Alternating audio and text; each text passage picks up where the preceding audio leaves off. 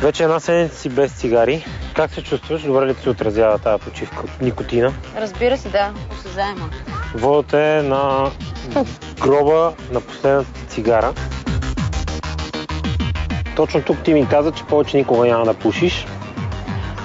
Смяташ ли да издържиш на това обещание и трудно ли ти беше през тази една седмица да се справиш с липсата на цигарите? Да, имаше моменти, в които ми беше трудно.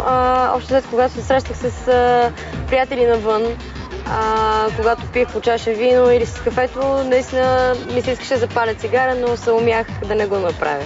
Значи терапията до някъде е била успешна, поне на този етап. Да, поне за сега е доста Бъдещето успешно. ще покаже дали ще успееш да се справиш. Надявам се да се справя.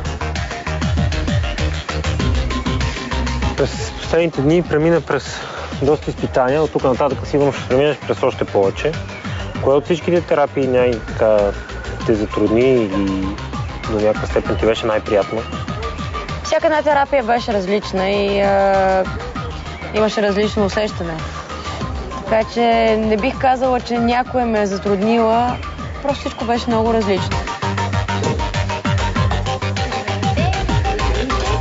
На първото място, на което отидохме с терапията Аланкар. Всъщност никога не бих подозирала преди да се свържа вашето предаване, че за 6 часа някой може да откаже цигарите. С вас не познаваме чувството пушене се. Паниката, която липсата на никотин в тялото предизвиква и поради тази причина... Нещата там се случват много интересно, защото реално разбираш защо си започнал да пушиш, каква е била твоята потребност. Нещо, което почти никой пушач не се замисля върху това, когато реши да отказва цигарите. Хубавото е, че отказваме цигарите и без да напълняваме, защото вече мисълта ни се движи по съвсем друг начин, освен... Като цяло тази терапия е базирана върху третиране на съзнанието и на подсъзнанието. Точно така, да.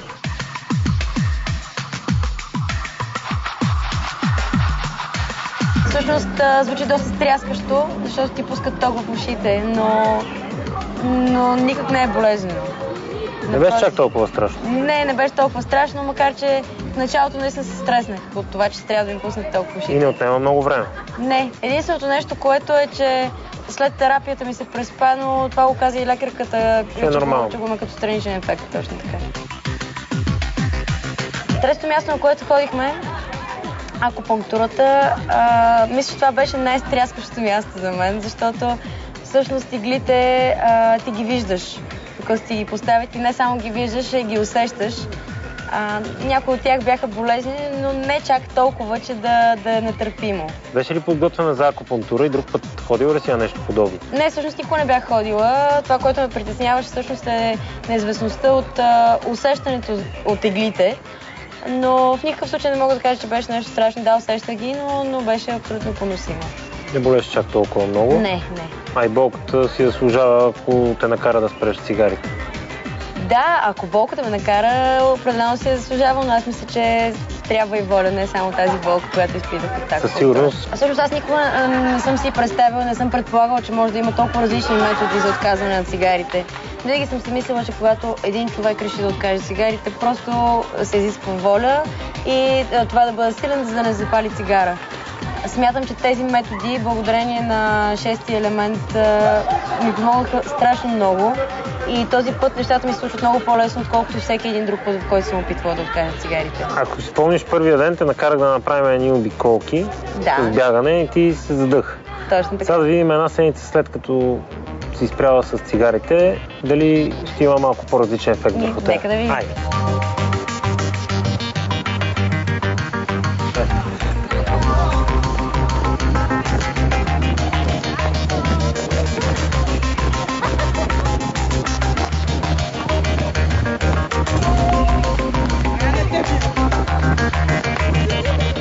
Тази година има Олимпийски игри в Лондон. Ако продължаваш да не пушиш, може да си във форма за там.